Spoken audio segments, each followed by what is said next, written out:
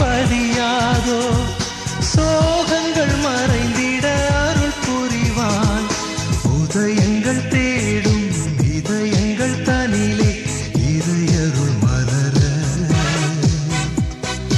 வனங்கள் பூக்கள் சிந்த வசந்தம் வாழ்வில் பொங்க வாழும் நிறை குலமே.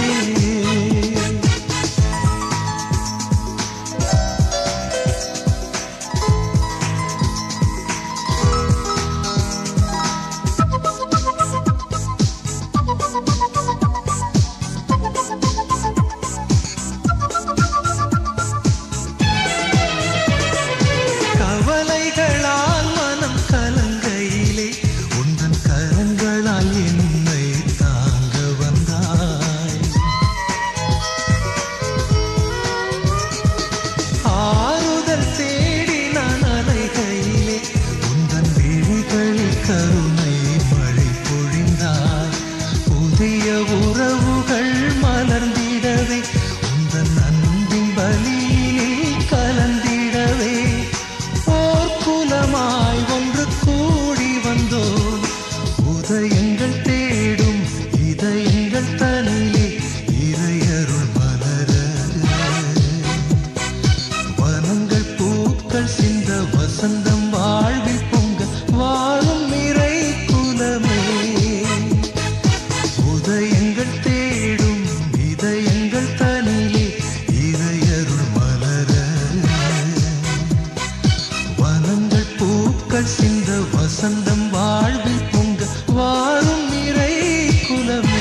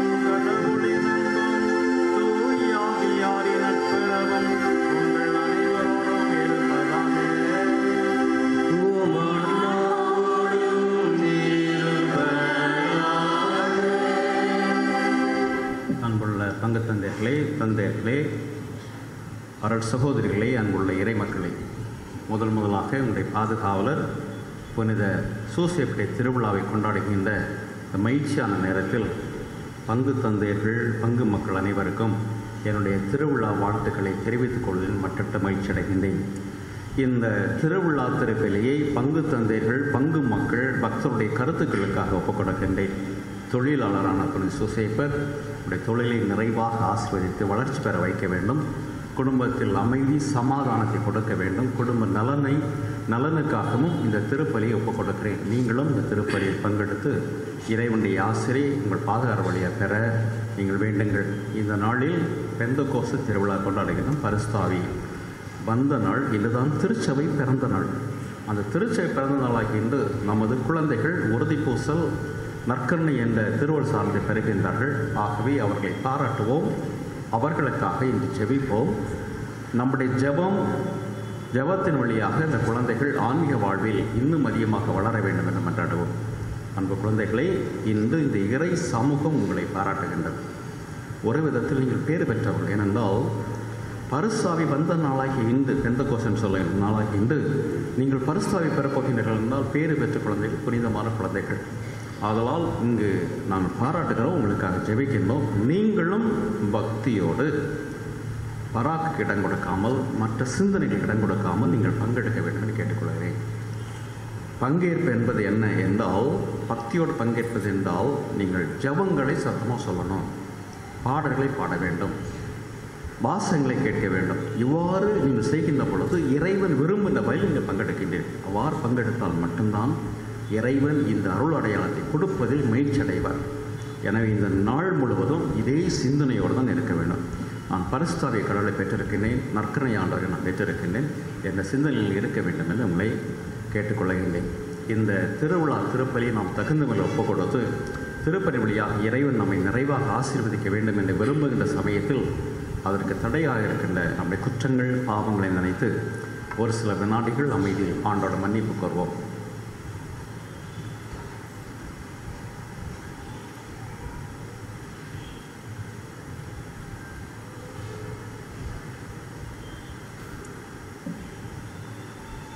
எல்லாம் வல்ல இறைவனிடமும் சகோதர சகோதரிகளே, உங்களிடமும் நான் பாவியனை ஏற்றுக்கொள்கின்றேன். ஏனெனில் சிந்தனையாலும் சொல்லாலும் செயலாலும் கடமையில் தவறியதாலும் பாவங்கள் பல செய்தேன். என் பாவமே, என் பாவமே, என் பெரும் பாவமே. ஆகையால் எப்போதும் கன்னியான புனித மரியாதையும் வானதூதர் புனித அனைவரையும் சகோதர சகோதரிகளே, உங்களையும் நம் இறைவனாய ஆண்டவரிடம் எனக்காக வேண்டிக் கொள்ளப்பட்டு ஆடுகிறேன். எல்லாம் வல்ல இறைவன் நம்மீது இரக்கம் வைத்து நம்முடைய பாவங்களை எல்லாம் மன்னித்து நம்மை நிலை வாழ்விற்கு அழைத்து செல்வாராக. ஆமென்.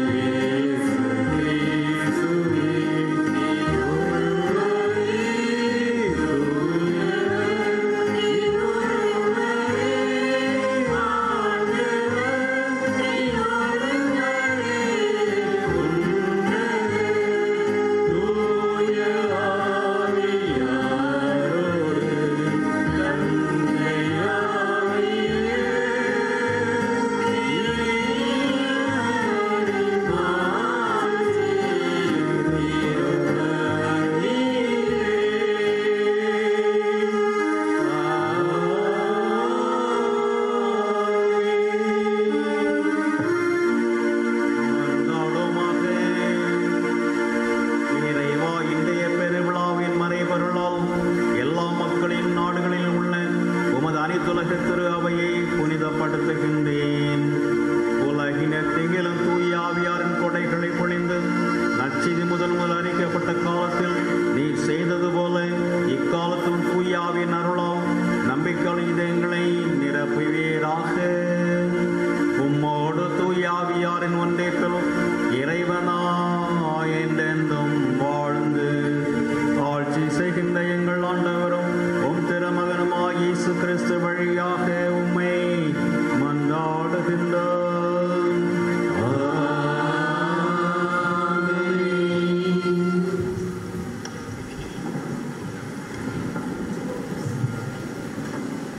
வாசகம்.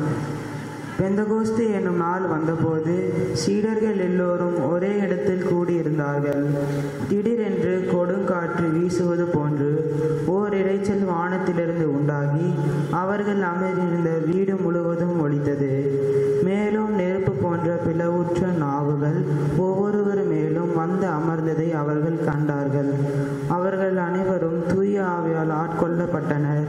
தூய ஆவியால் தூண்டுதலால் அவர்கள் ஒவ்வொருவரும் வெவ்வேறான மொழிகளில் பேசத் தொடங்கினார்கள். அப்பொழுது வானத்தின் கீழுள்ள அனைத்து நாடுகளிலிருந்தும் வந்திருந்த இறைப்பற்றுள்ள யூத மக்கள் எருசலேமில் தங்கியிருந்தனர். அந்த ஒலியை கேட்டு கூடிய திரளான மக்கள்கள் ஒவ்வொருவரும் தம் சொந்த மொழிகளிலே அவர்கள் பேச கேட்டு குழப்பமடைந்தனர். எல்லோரும் மலைத்து போய், இதோ பேசுகின்ற இவர்கள் அனைவரும் கலிலேயர் அல்லவா? அவ்வாறிருக்க நம்முடைய தாய்மொழிகளில் இவர்கள் பேசுவதை நாம் ஒவ்வொருவரும் கேட்பதெப்படி என வியந்தனர். பார்த்தரும் மேதியரும் எலாமியரும் மெசபொத்தோமியா, யுதேயா, கப்பத்தோக்கியா, போந்து, ஆசியா ஆகிய நாடுகளில் வாழ்கின்றவர்களும் பிரிக்கியா, பம்பிலியா, எகிப்து, சிறை நகரை அடுத்த லிபியாவின் பகுதிகளில் வாழ்கின்ற மக்களும் ரோமிலிருந்து வந்து தங்கியிருந்தவர்களும் யூதரும் யுதம் தழுவியோரும் கிரேக்கரும் அரேபியரும் ஆகிய நம் மொழிகளிலே கடவுளின் மாபெரும் செயல்களை இவர்கள் பேச கேட்கிறோமே என்றனர். ஆண்டவரின் அருள்வாக்கு.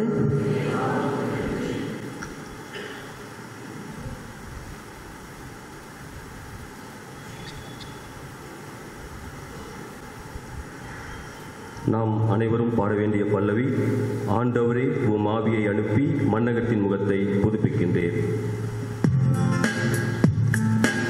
ஆண்டவரே உம் ஆவியை அனுப்பி மண்ணகத்தின் முகத்தை புதுப்பிக்கின்றேன்.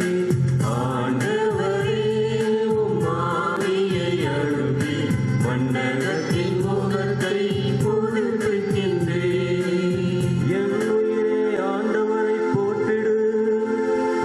கடவுளாகிய ஆண்டவரே, நீர் எத்துணை மேன்மை மிக்கவர். ஆண்டவரே, உம் வேலைப்பாடுகள் எத்தனை எத்தனை, பூவுலகம் படைப்புகளால் நிறைந்துள்ளது. ஆண்டவரே, உம் ஆவியை அனுப்பி மண்ணகத்தின் முகத்தை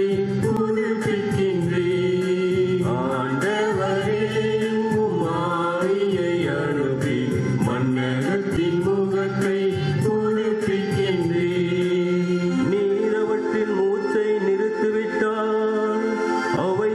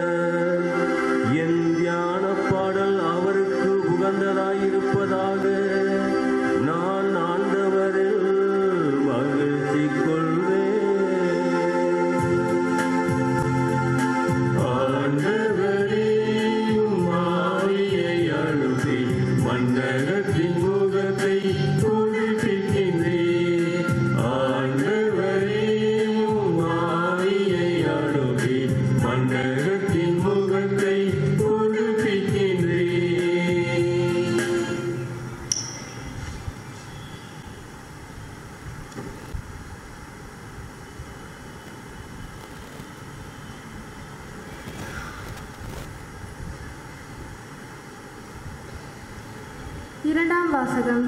திருத்தூதர் பவுல் கலாத்தியருக்கு எழுதிய திருமுகத்திலிருந்து வாசகம். அதிகாரம் 5, இறைவசனங்கள் 16 25 முடிய. சகோதர சகோதரிகளே, நான் சொல்கிறேன், தூய ஆவியின் தூண்டுதலுக்கு ஏற்ப வாழுங்கள். அப்போது ஊனியல்பின் இச்சைகளை நிறைவேற்ற மாட்டீர்கள். ஊனியல்பின் இச்சை தூய ஆவிக்கு முரணானது, தூய ஆவியின் விருப்பம் ஊனியல்புக்கு முரணானது. இவை ஒன்றுக்கொன்று எதிராயுள்ளதால் நீங்கள் செய்ய விரும்புவதை உங்களால் செய்ய முடிவதில்லை. நீங்கள் தூய ஆவியால் வழிநடத்தப்பட்டால் திருச்சட்டத்திற்கு உட்பட்டவர்களாய் இருக்க மாட்டீர்கள். ஊனியல்பின் செயல்கள் யாவருக்கும் தெளிவாய் தெரியும். அவை பரத்தமை, கெட்ட நடத்தை, காமவெறி, சிலை வழிபாடு, பில்லி சூனியம், பகைமை, சண்டை சச்சரவு, பொறாமை, சீற்றம், கட்சி மனப்பான்மை, பிரிவினை, பிளவு, அழுக்காறு, குடிவெறி, களியாட்டம் முதலியவை ஆகும். இத்தகையவற்றில் ஈடுபடுவோர் இறையாட்சியை உரிமை பேராக அடைவதில்லை என்று நான் ஏற்கனவே சொன்னேன். அதையே இப்போதும் மீண்டும் சொல்கிறேன். ஆனால் தூய ஆவியின் கனியோ அன்பு, மகிழ்ச்சி, அமைதி, பொறுமை, பரிவு, நன்னயம், நம்பிக்கை, கனிவு, தன்னடக்கம் என்பவை ஆகும். இவையுள்ள இடத்தில் திருச்சட்டத்திற்கு இடமில்லை. கிறிஸ்து இயேசுவுக்கு உரியவர்கள் தங்கள் ஊனியல்பை அதன் இழிவுணர்ச்சிகளோடும் இச்சைகளோடும் சேர்த்து சிலுவையில் அறைந்து விட்டார்கள். தூய ஆவியின் துணையால் நாம் வாழ்கிறோம். எனவே அந்த ஆவி காட்டும் நெறியிலேயே நடக்க முயலுவோம். ஆண்டவரின் அருள்வாக்கு.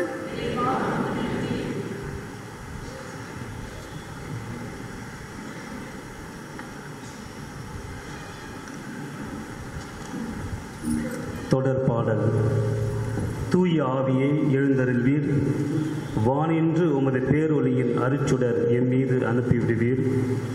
எளியவர் தந்தாய் வந்தருள்வீர், நன்கொடை வள்ளலே வந்தருள்வீர். இதய ஒளியே வந்தருள்வீர். உன்னத ஆறுதலானவரே, ஆன்மை இனிய விருந்தினரே, இனிய தன்மையும் தருபவரே, உழைப்பில் களைப்பை தீர்ப்பவரே, வெம்மை தணிக்கும் குளிர் நிழலிலே அழுகையில் ஆறுதலானவரே, உன்னத பேரின்ப ஒளியே, உம்மை விசுவசிப்போருடைய நெஞ்சின் ஆழ நிரப்பி விடுவீர். உமதருள் ஆற்றல் இல்லாமல் உள்ளது மனிதனில் ஒன்றுமில்லை, நல்லது அவனில் ஏதுமில்லை. மாசு கொண்டதை கழுவிடுவீர், வறட்சியுற்றதை நனத்தி விடுவீர், காயப்பட்டதை ஆற்றி விடுவீர்.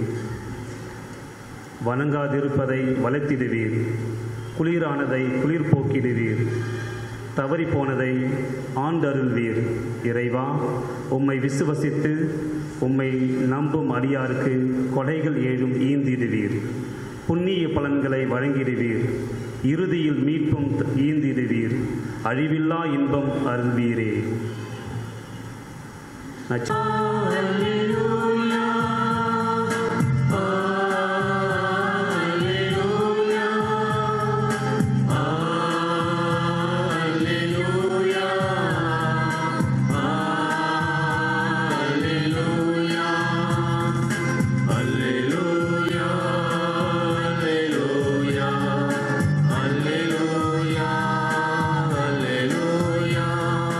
Alleluia, alleluia.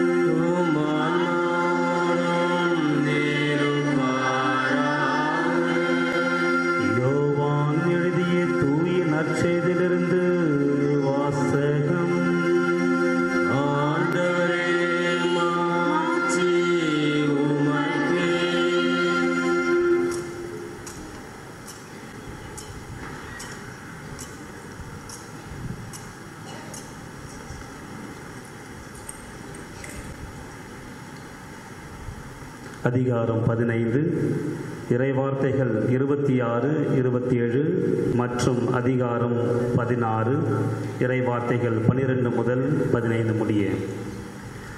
அக்காலத்தில் இயேசு தம் சீடரை நோக்கி கூறியது, தந்தையிடமிருந்து நான் உங்களுக்கு அனுப்பப் போகிற துணையாளர் வருவார். அவரே தந்தையிடமிருந்து வந்து உண்மையை வெளிப்படுத்தும் தூய ஆவியார். அவர் வரும்போது என்னை பற்றி சான்று பகருவார்.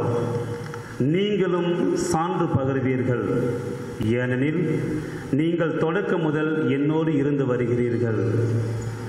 நான் உங்களிடம் சொல்ல வேண்டியவை இன்னும் பல உள்ளன, ஆனால் அவற்றை இப்போது உங்களால் தாங்க இயலாது.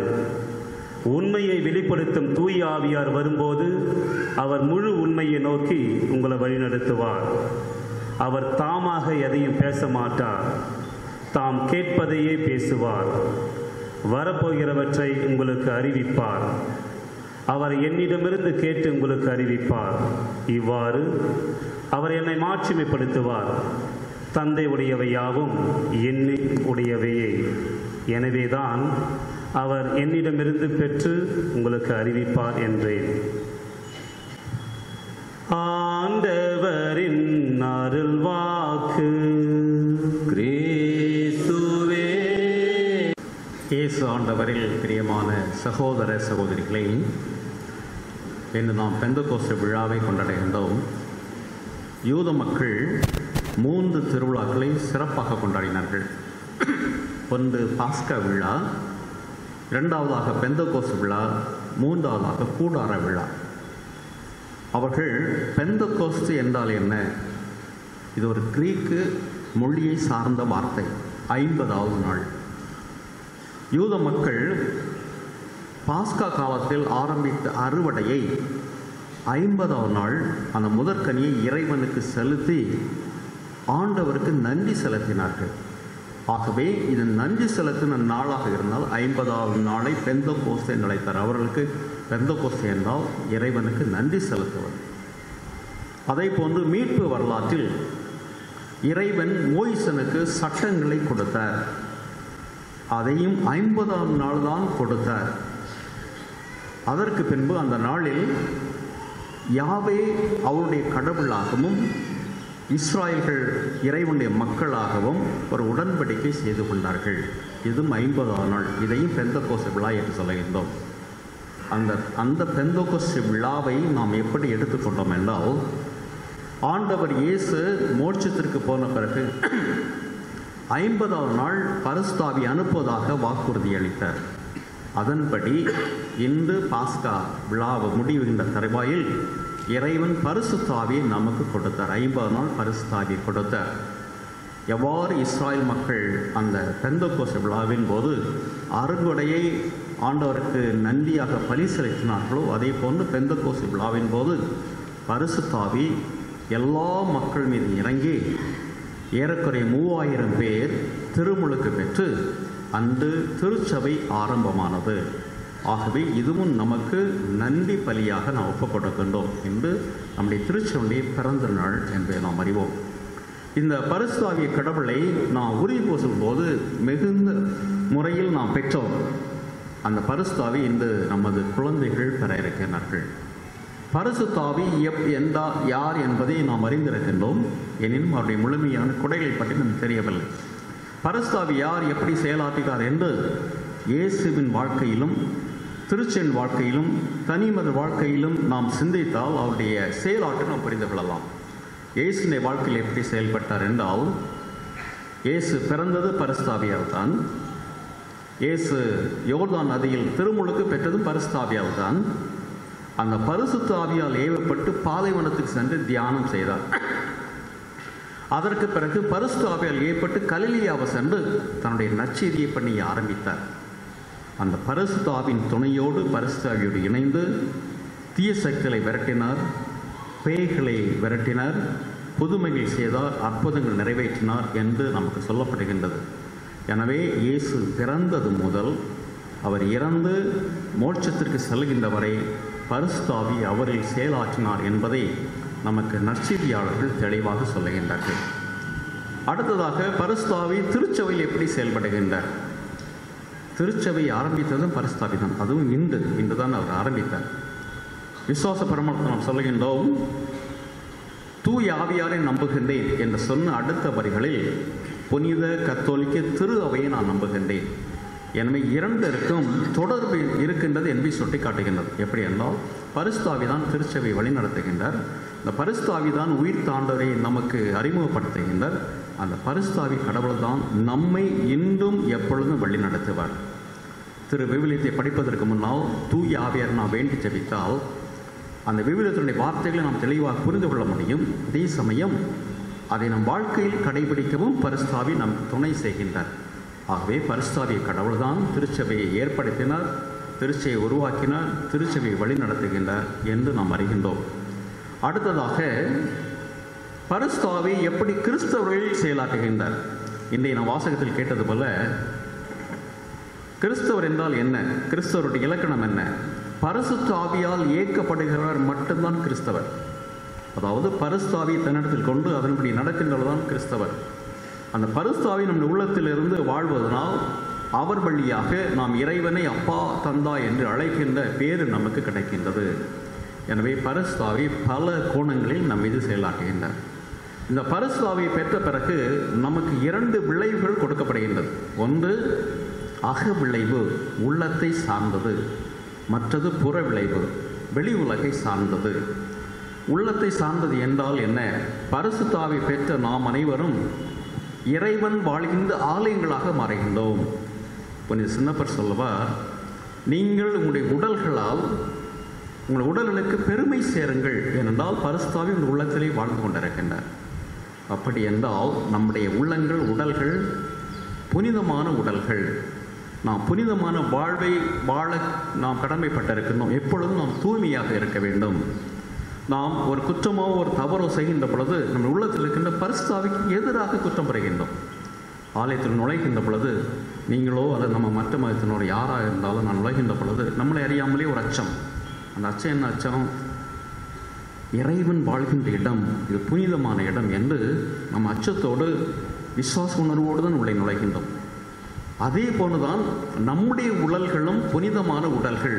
ஆகவே என் உடலை நான் எப்பொழுதும் தூய்மையாக வைத்துக் கொள்ள வேண்டும்.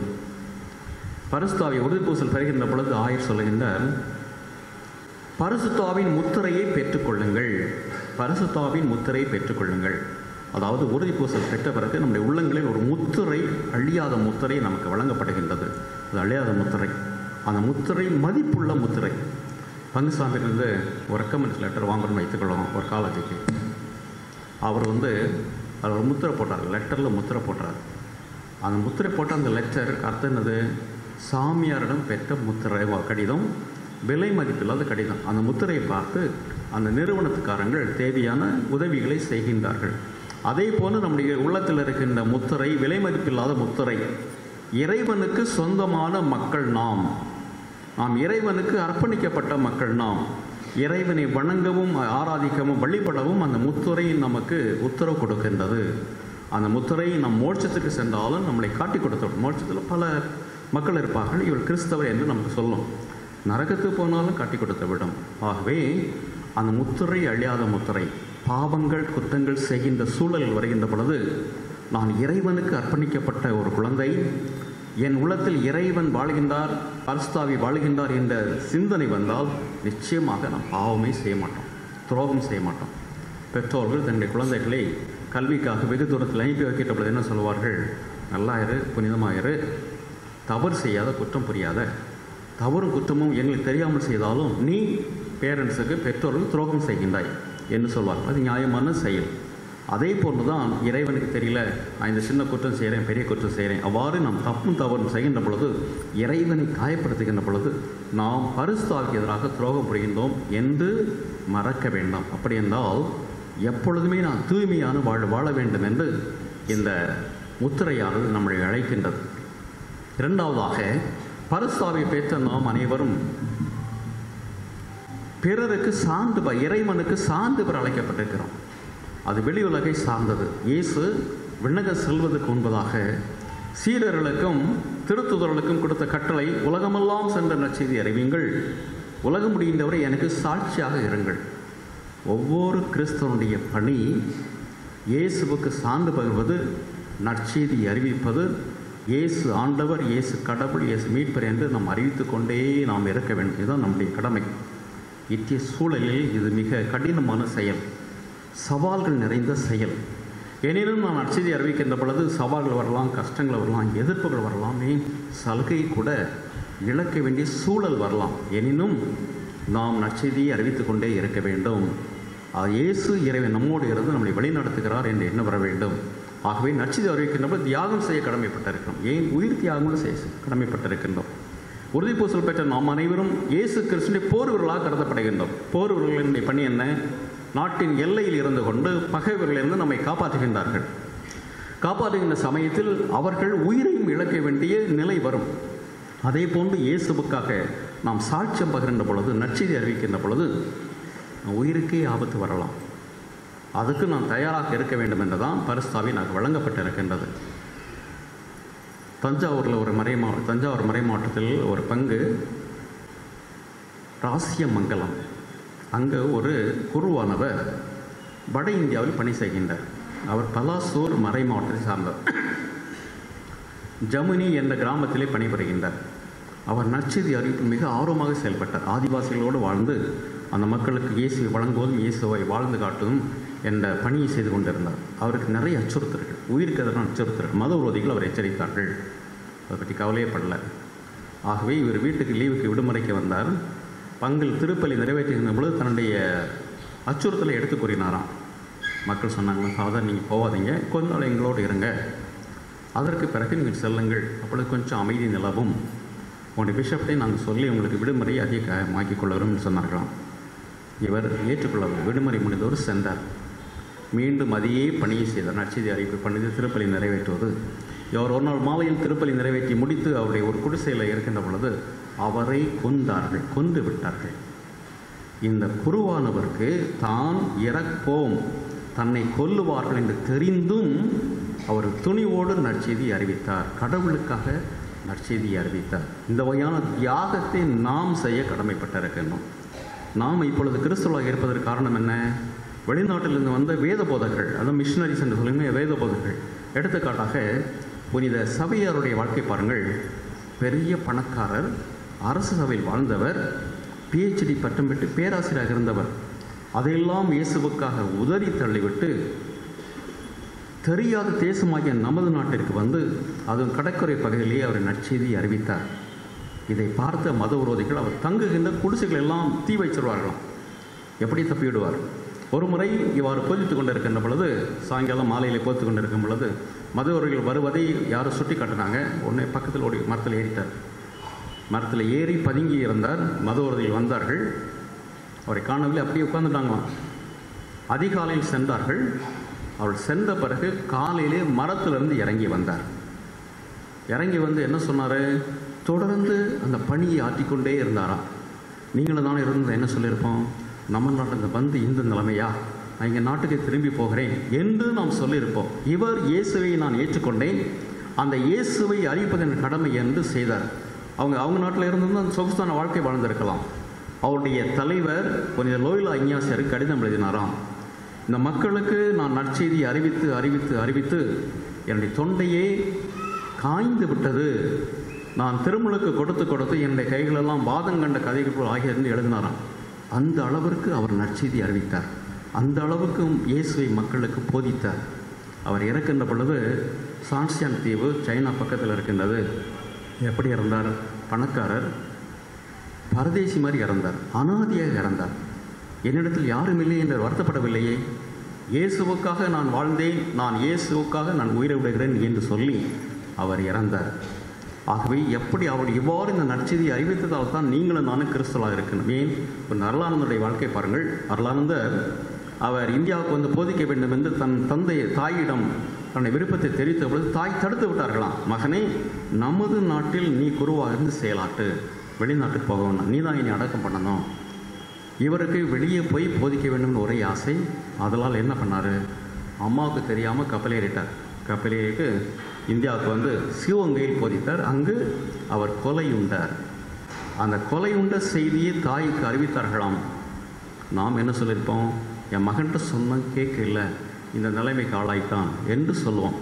தாய் சொன்னார்களாம், நான் மகிழ்ச்சி அடைகின்றேன், இன்று என்னுடைய மகன் ஒரு வேத சாட்சி இயேசுவுக்காக இரத்தம் சிந்தினார் என்று மகிழ்ச்சி அடைந்தாராம்.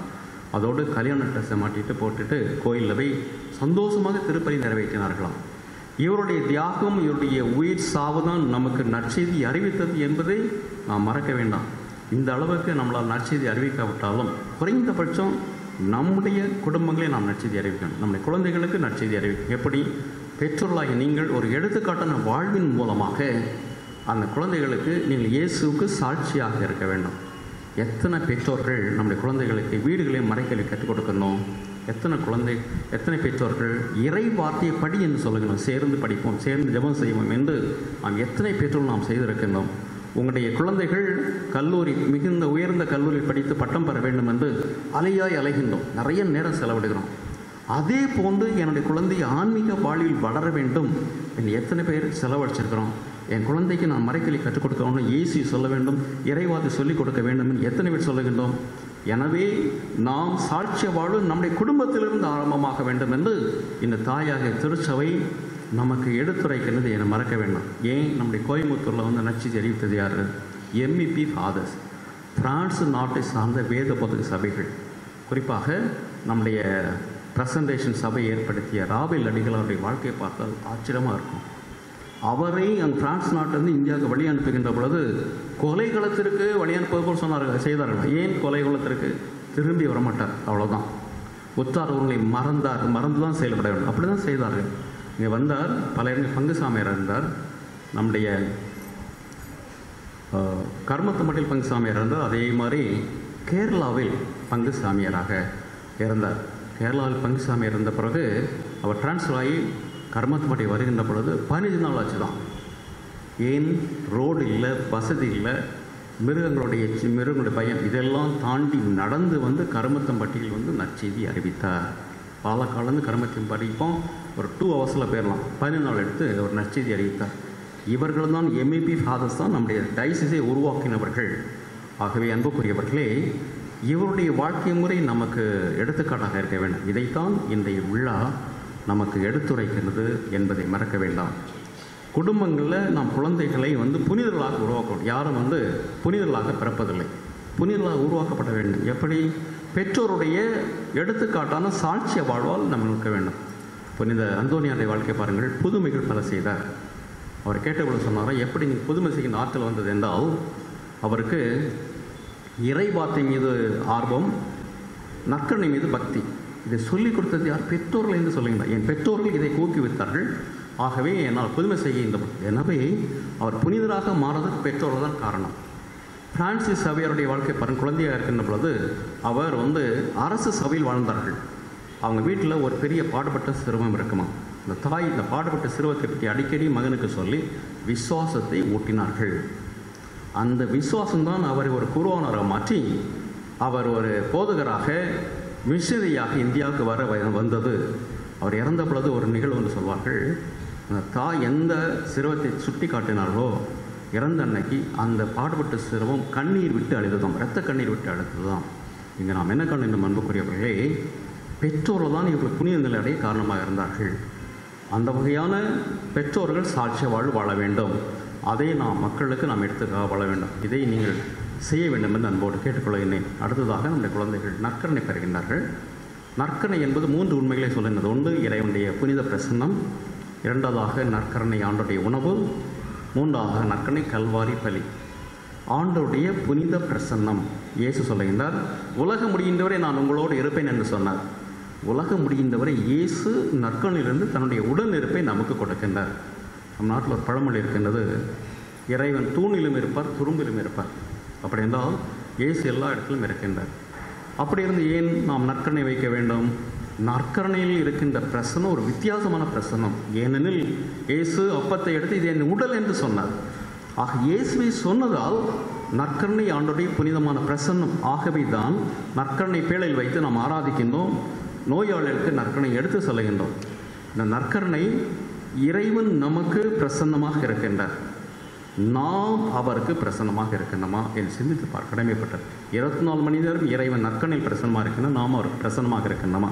நாம் அவருக்கு பிரசன்னமாக இருக்கணும் என்றால் நாம் நற்கண்ணையை பக்தியோடு பெறுகின்ற மக்களாக, நற்கனை நாதிரி சந்திக்கின்ற மக்களாக நாம் மாற வேண்டும். நற்கனை பார்த்து ஜெபிக்கின்ற மக்களாக நாம் மாற வேண்டும். இந்த நற்கனை பற்றி அடிக்கடி பல பேருக்கு சந்தேகம் வருவதால் இறைவன் அவ்வப்போல ஒரு புதுமைகள் செய்கின்றார். 13ஆம் நூற்றாண்டில் போலந்து நாட்டில் ஒரு புதுமை நடந்தது. போலந்து நாடு ஒரு கிறிஸ்தவ நாடு, கத்தோலிக்க நாடு. இப்பவும் கத்தோலிக்க நாடு தான். நம்முடைய புனித 2ஆம் ஜான் பால் போலந்து நாட்டை சார்ந்தவர். அங்கு ஒரு ஆலயம் புனித மரியே மதலாளுக்கு ஒப்பு கொடுத்த ஆலயம்.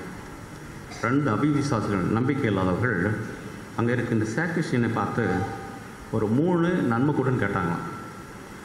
அங்கே சேக்ரிஸ்டியன் தான் இந்த டாப்பனக்கில் நற்கண்ணை சாவி வச்சுருப்பார். காசு வாங்கி காசுக்கு ஆசைப்பட்டு நற்கண்ணை கொடுத்துட்டாங்க. இவங்க 3 பேர் சிம்மில் கொண்டு ஒரு சந்தேகம், இது நற்கண்ணை ஆல்ரெடி உடலோட சொல்கிறாங்களே, நம்ம சோதித்து வெளியே சொல்லணும். வீட்டினுடைய அறையில் சென்று நற்கண்ணை குத்தினார்களாம். குத்தினோன்னு ரத்தம் பீறிட்டு பாய்ந்து அந்த அறை முழுவதும் நிரம்பிவிட்டு பயந்து போய் அந்த நற்கரணையை எடுத்துக்கொண்டு அருகாமையில் இருக்க ஒரு ஆற்றிலே போட்டு விட்டார்கள். ஆறானது வேகமாக சென்று கொண்டு இருக்கின்றது. ஆனால் நற்கரணை அந்த சிமெண்ட் அப்படியே இருந்தது. ஆடு மேய்க்கின்ற ஒரு சிறுவன் வந்தான். அங்கிருந்து ஒளி வருவதை பார்க்கின்றான். உடனே ஊர் தலைவர்கிட்ட சொல்லியிருக்கேன், இப்படி ஒரு ஒளி வருது ஒரு பாத்திரத்தில் இருந்து. எல்லோரும் ஓடி வந்து பார்த்தார்களாம். 1000 அழைக்கப்பட்டார். அப்பொழுது பார்த்தார்கள் நற்கருணை. அந்த நற்கருணை இங்கிருந்து எடுக்கப்பட்டது. அதே ஆலயத்தில் வைத்து விட்டார். அந்த ஆற்றோரத்தில் ஒரு ஆலயம் கட்டினார். நற்கருணை ஆலயம் என்று ஒரு ஆறு கட்டினார்கள். அந்த ஆலயத்தில் இப்பொழுது எந்த மேசில் வச்சு கத்தியால் குத்தினாலும் அந்த மேசின்னு இருக்கின்றது. அன்புக்குரியவர்களை, அவ்வப்பொழுது இறைவன் புதுமைகள் செய்து தன்னுடைய உடனிருப்பை நிரவுகின்றார். ஆகவே நற்கருணை ஆண்டுடைய உண்மையான உணவு, ஆண்டுடைய உண்மையான பிரசனம் என்று அறிந்து அந்த நற்கருணைக்குரிய பக்தியை கொடுக்க வேண்டும் என்று இன்றைய திருவிழா நமக்கு எடுத்துரைக்கின்றது. இந்த பரிசுத்தாவிய கடவுள் நம் மீது இறங்கி வந்து அவருடைய கனிகளை தந்து நம்முடைய விசுவாசத்தை ஆழப்படுத்தி நாம் சாட்சி வாழ தேவையான அருளைமை ஆசிரியரையும் கொடுப்பாராக. ஆமேன். உறுதிப்புதல் பெறுகின்ற குழந்தை மொழி கொடுக்கப் போகிறீர்கள். ஆண்டவர் இயேசுவை விசுவசிக்கிறேன், தீய ஆவியை நான் விட்டு விடுகிறேன் என் உறுதிமொழி. இந்த உறுதிமொழி யார் கொடுக்குறீங்க? உறுதிமொழி யார் கொடுக்குறீங்க? கடவுளை கொடுக்கிறீர்கள். சாதாரண மனிதனுக்கல்ல, எனக்கல்ல, பங்குசாமி இருக்குல்ல, கடவுளுக்கு.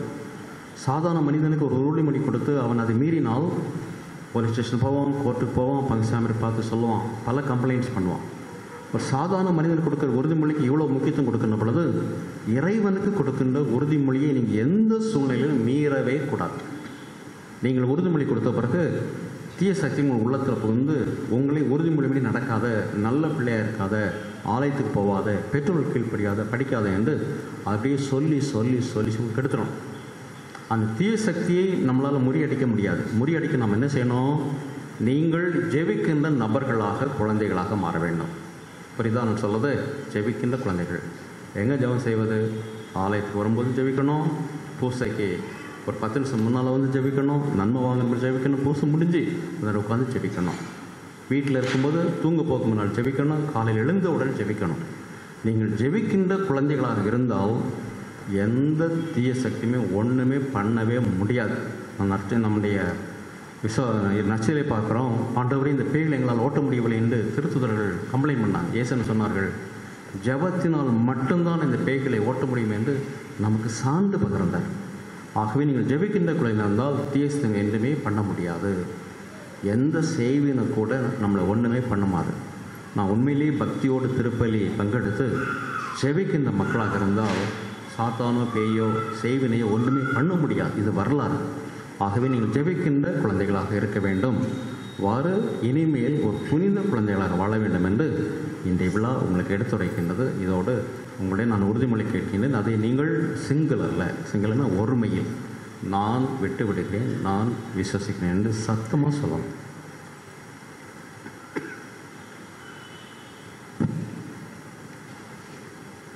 அன்புள்ள குழந்தைகளை, பசாசையும் அதன் செயல்களையும் அதன் மாய கவர்ச்சிகளையும் நீங்கள் விட்டு விடுவீர்களா? வானு வையம் படைத்த எல்லாம தந்தையாக இறைவனை நீங்கள் விசுவசிக்கின்றீர்களா? அவருடைய ஒரே மகனும் கன்னிமரியிடமிருந்து பிறந்து பாடுபட்டு அடக்கம் செய்யப்பட்டு இறந்தோல் நின்று உயிர்த்தெழுந்து தந்தையின் வலப்பக்கத்தில் வீட்டிருப்பவருமான நம் ஆண்டவர் இயேசு கிறிஸ்துவை நீங்கள் விசுவசிக்கின்றீர்களா? அந்த பெந்தகோஸ்து விழாவின் போது அப்போஸ்தலருக்கு அருளப்பட்டது போல இன்று பெந்தகோஸ்தின் விழாவின் போது உங்களுக்கு அருளப்பட இருக்கின்ற தூய ஆவியை நீங்கள் விசுவசிக்கின்றீர்களா? புனித கத்தோலிக்க திரு அவையையும் புனிதர்கள் உறவு ஒன்றிப்பையும் பாவ மன்னிப்பையும் உடலின் உயிர்ப்பையும் நிலைவாழ்வை நீங்கள் விசுவசிக்கின்றீர்களா? அன்பு குழந்தைகளே, இதுதான் உங்களுடைய விசுவாசம். இதுதான் இங்கே இருக்கின்ற எல்லாருடைய விசுவாசம். இதுதான் அகில உலக திருச்சபையுடைய விசுவாசம். இந்த விசுவாசத்தில் நீங்கள் வளர, ஆன்மீக வாழ்வில் நீங்கள் வளர, உங்களுடைய விசுவாசத்தை உறுதிப்படுத்த, ஆழப்படுத்த நான் சொன்னது போல இன்றிலிருந்து நீங்கள் ஜெபிக்கின்ற குழந்தைகளாக இருக்க வேண்டும், மாற வேண்டும் என்று கேட்டுக்கொள்கிறேன். அனைவரும் எழுந்து நிற்போம். இன்றைய முதல் வாசகம் திருத்தூதர் பணியிலிருந்து எடுக்கப்பட்டது. புனித ராயப்பர் போதித்துக் கொண்டிருக்கின்ற பொழுது பரிசுத்தாவி இறங்கி வந்தார். ஆண்டவர் உயிர் தெழுந்து 50வது நாள் பரிசுத்தாவி இறங்கி வந்தார். எல்லோரும் ஆவியால் நிரப்பு பெற்று திருமுழுக்கு பெற்றார்கள் என்று சொல்லப்படுகின்றது. இது நடந்தது 2000 ஆண்டுகளுக்கு முன்பாக. அதே பரிசுத்தாவிய கடவுள் இன்று நமது ஆலயத்தில் வரப்போகின்றார் என்றால் நாம் எல்லோரும் பாக்கியவான்கள், இறைவனால் ஆசீர்வதிக்கப்பட்டவர்கள். அந்த பரிசுத்தாவிய கடவுள் பெந்தகோஸ்து விழாவின் போது அவரை நாம் ஜெபிக்க இருக்கின்றோம், நம்ம குழந்தைகளை ஆசீர்வதிக்க இருக்கின்றோம். ஆகவே பரிசுத்தாவிய கடவுள் இன்று நமது மத்தியிலும் நமது குழந்தைகள் உள்ளத்திலும் இறங்கி வந்து எல்லோரையும் அருள்பொழி செய்ய வேண்டும், எல்லோரையும் ஆசீர்வதிக்க வேண்டும், எல்லோரையும் வழி நடத்த வேண்டும் என்ற ஒரு சில வினாடிகள் அமைதியாக நாம் அன்றாடுவோம்.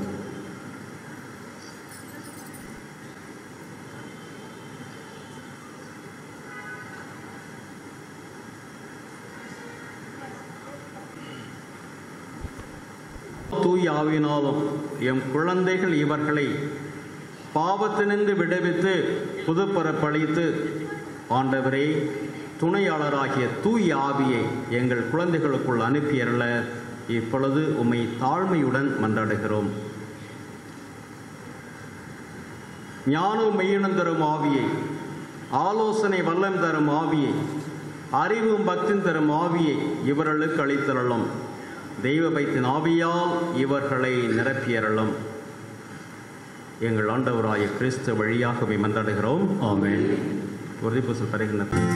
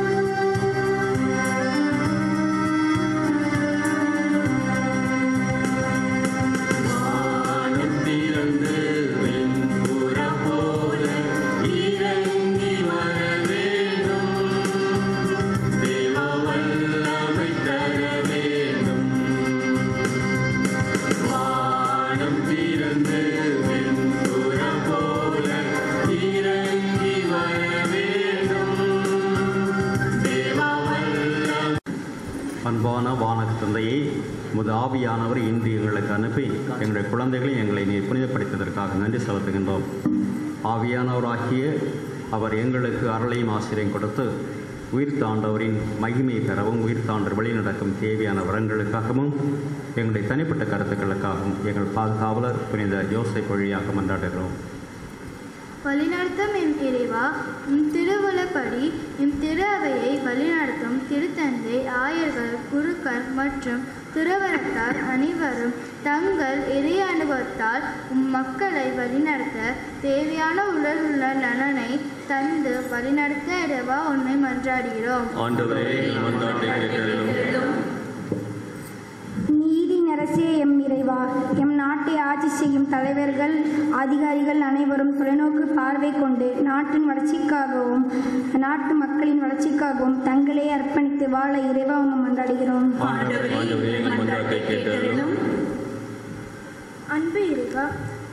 அன்பு இறைவா, இன்று உறுதிப்பூசல் மற்றும் நற்கருணை என்னும் அருளாடலங்களை பெறுகின்ற பிள்ளைகளாக எங்களை நீரே ஆசீர்வதித்து இயேசு எவ்வாறு ஞானத்திலும் அறிவிலும் வளர்ந்தாரோ அதேபோல் நாங்களும் வளரவும் எங்கள் பெற்றோர்களுக்கு கீழ்ப்படிந்து வாழவும் வரமல்ல வேண்டும் என்று இறைவா உம்மை மன்றாடுகிறோம்.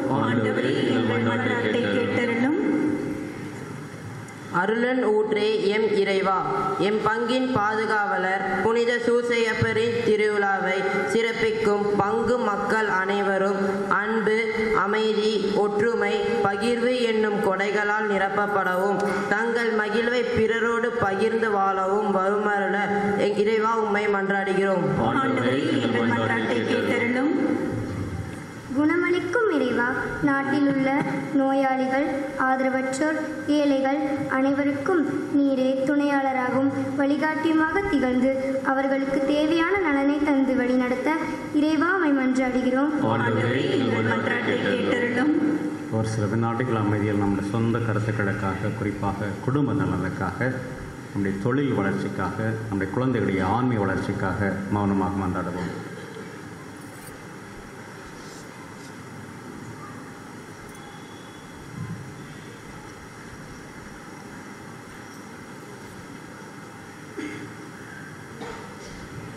எல்லாம் நன்றி இறைவா, நாங்கள் கனிவோடும் பணிவோடும் இரக்கத்தோடும் கேட்ட இந்த விண்ணப்பங்களை நீ நிறைவேற்றி கொடுக்க வேண்டும் என்று எங்கள் பாதுகாவலர் இந்த யோசேப் வழியாக மன்றாடுகிறோம். ஆமென்.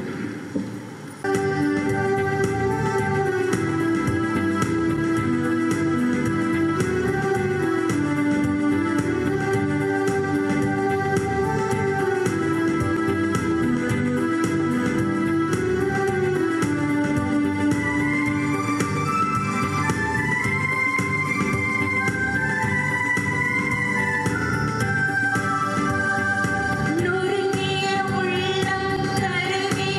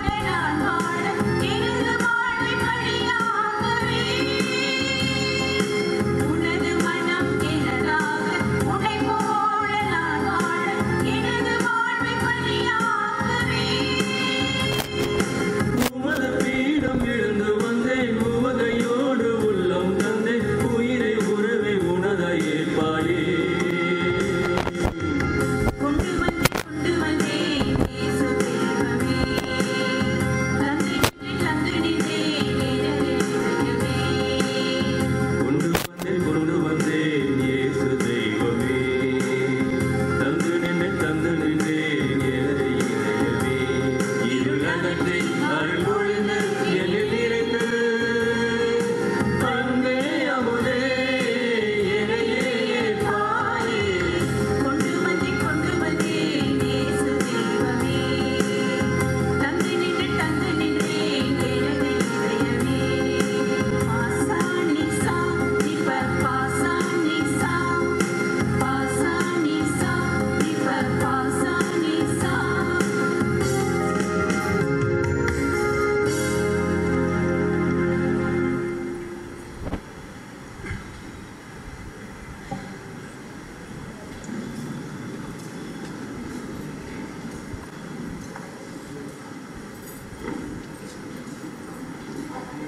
அன்புமிக்க சகோதர சகோதரிகளே, என்னுடையதும் உங்களுடையமான திருப்பலி எல்லாம் உள்ள தந்தையாக இறைவன் கேட்டதாகும்படி செவியுங்கள். ஆண்டவர் தம் பெயரின் புகழ்ச்சிக்காகவும் மாட்சிக்காகவும் நமது நன்மைக்காகவும் புனித திரு அவை அனைத்து நலனுக்காகவும் உமது கையிலிருந்து இப்படி ஏற்றுக்கொள்வாராக. ஆண்டவரையும் திருமகனின் வாக்குறுதிக்கு ஏற்ப தூயாவியாரி பலியின் மறை உண்மைகளை எங்களுக்கு மிக தெளிவாக வெளிப்படுத்த உம்மை வேண்டுகின்றோம். இவ்வாறு அவரை எங்களை நிறை உண்மைக்கு நோக்கி வழி நடத்த வேண்டும் என்று எங்கள் ஆண்டவராய கிறிஸ்து வழியாக உம்மை மன்றாடுகின்றோம். ஆண்டவர் உங்களோடு இருப்பாராக.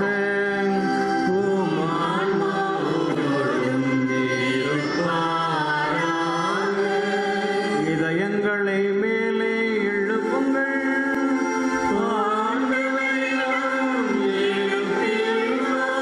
நாம் இறைவனாகி ஆண்டவருக்கு நன்றி கூறுவோம்.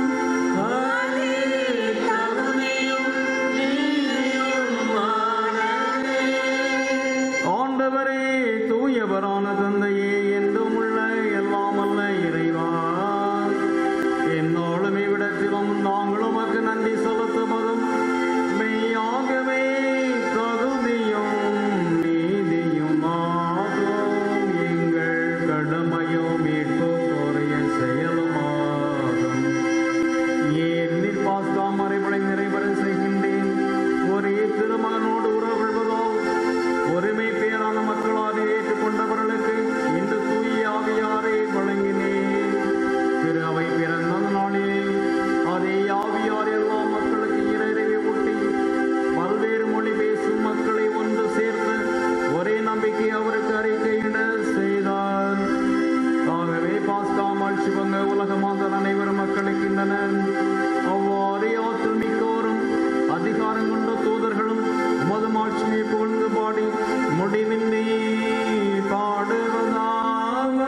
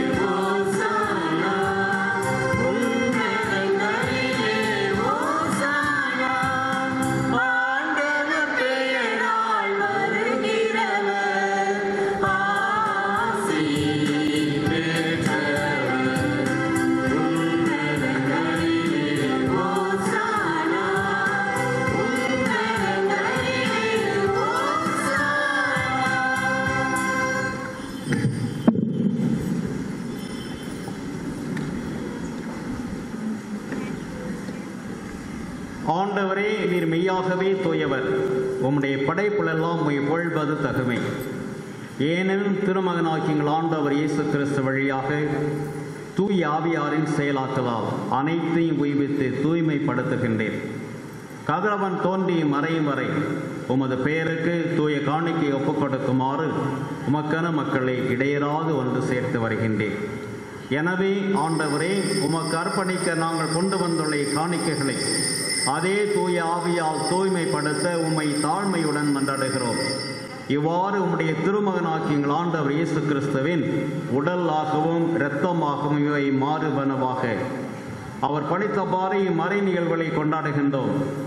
ஏனெனில் அவர் காட்டிக் கொடுக்கப்பட்ட இரவில் அப்பத்தை எடுத்து உமக்கு நன்றி செலுத்தி ஆசி வழங்கி அதை பிட்டு தம் சீடர்களுக்கு அளித்து அவர் கூறியதாவது: அனைவரும் இதிலிருந்து பெற்று உண்ணுங்கள், ஏனெனில் இது உங்களுக்காக கையளிக்கப்படும் என் உடல்.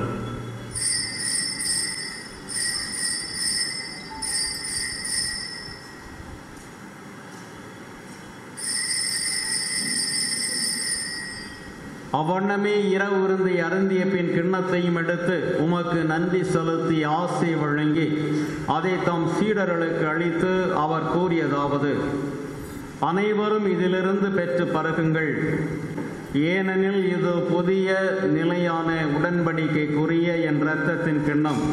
இது பாவ மன்னிப்பு கண்டு உங்களுக்காகவும் பலருக்காகவும் சிந்தப்படும். இதை என் நினைவாக செய்யுங்கள்.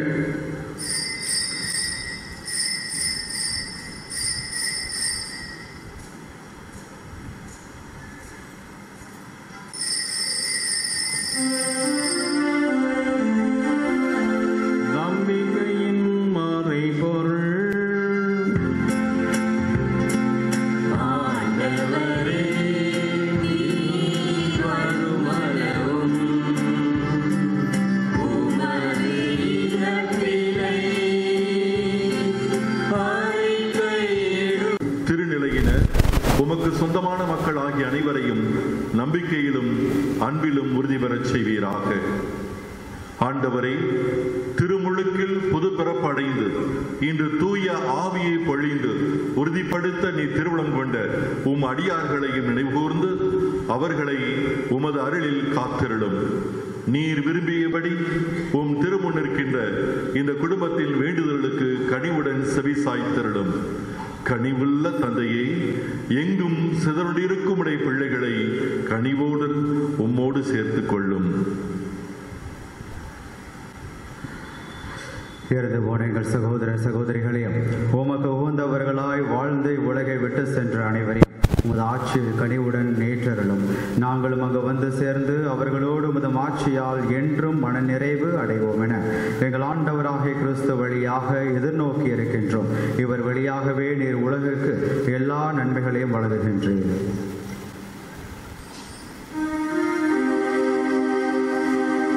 இவர் வழியாக இவரோடு இவரில் எல்லாம் வல்ல இறைவனாகிய தந்தையே, தூய ஆவியாரின் ஒன்றிப்பில் எல்லா புகழும் ஆட்சியும் என்றென்றும் உமக்கு உரியதே.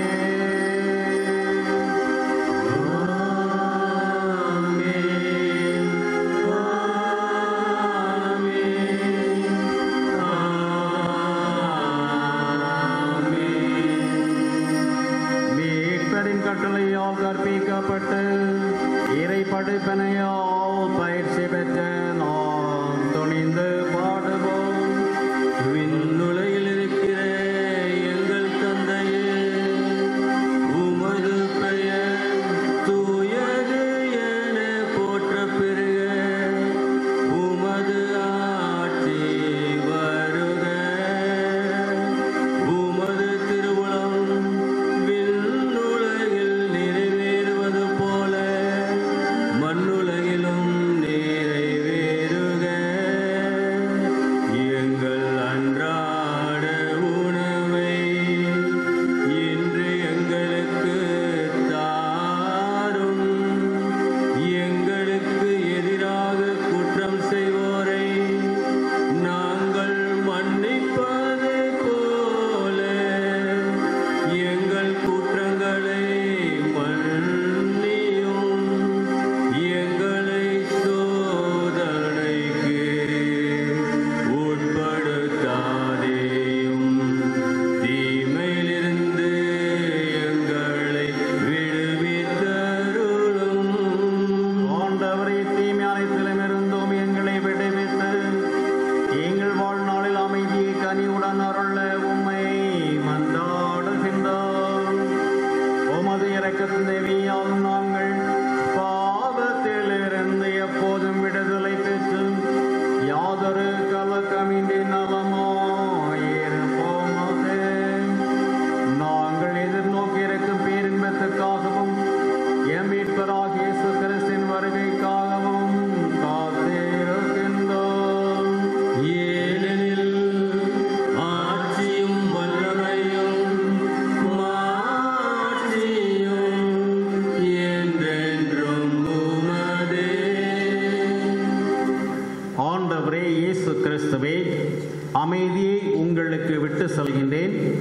என் அமைதியை உங்களுக்கு அளிக்கின்றேன் என்று உம் திருத்தூதர்களுக்கு மொழிந்தீரே.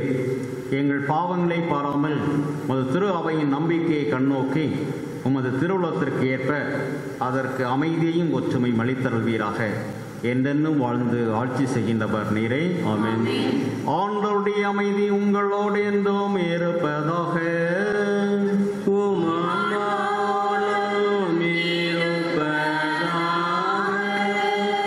ஆண்டவர் இயேசு வழங்கிய அமைதியை ஒருவருக்கொருவர் பகிர்ந்து கொள்வோம்.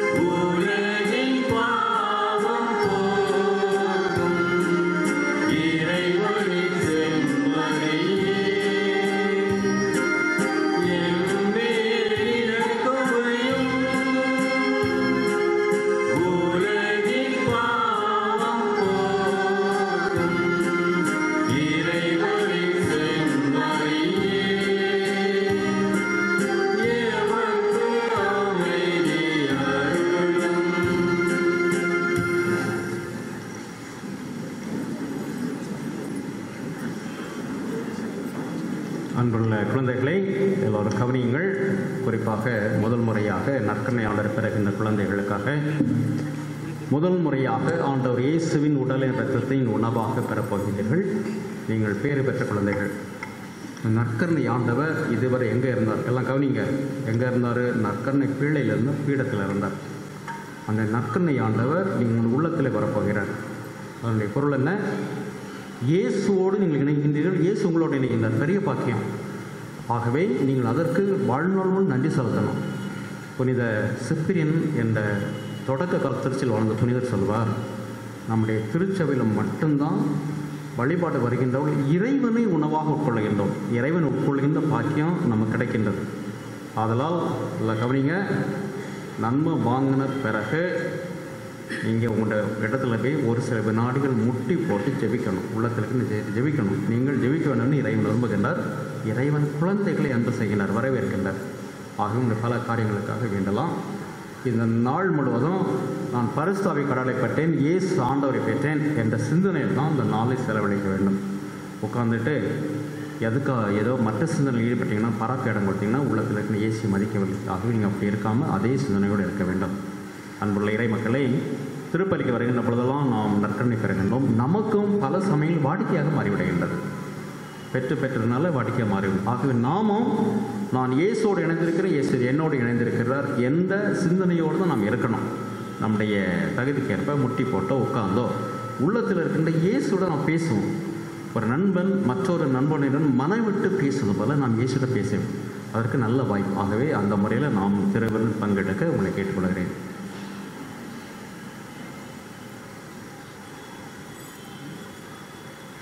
இதோ இறைவனின் செம்மறி, இவரை உலகின் பாவங்களை போக்குகின்றவர். இந்த விருந்துக்கு நம்மையும் முதல் முறையாக நம்முடைய குழந்தைகளையும் அழைக்கின்றார். அழைக்கப்பட்ட நாம் அனைவரும் பேறு பெற்றவர்கள். ஆண்டவரே, நீர் இல்லத்தில் எழுந்தருள நான் தகுதியற்றவன். ஆனால் ஒரு வார்த்தை மட்டும் சொல்லியருளும், எனது ஆன்மா நலம் அடையும். அந்த இதயம் பாடும் ஒரு கீதம், இந்த உலகம் காணும் புது உதயம். தேவன் என்னை தேடி வரும் நேரம், ஆனந்த கவிதை இதயத்தில் அரங்கேறும்.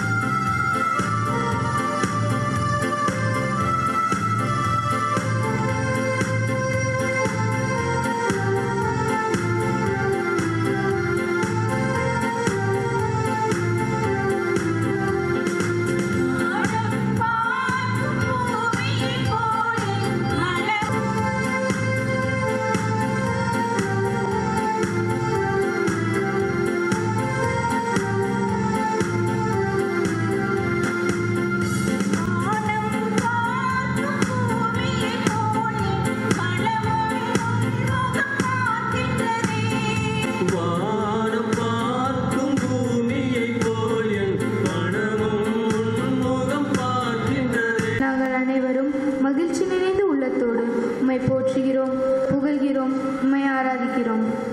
எங்களின் அன்பான அழைப்பை ஏற்று இங்கு வந்து திருவிழா திருப்பலியை நிறைவேற்றி எங்களுக்கு உறுதி பூசுதல் மற்றும் நற்கருணை என்னும் அருளடையாளங்களை வழங்கி எங்களுக்கு இறையாசிரை பெற்றுத்தந்த எங்கள் பாசமிகு ஆயருக்கு நல்ல உடல் உள்ள நலனை தந்து வழிநடத்தியருளும்.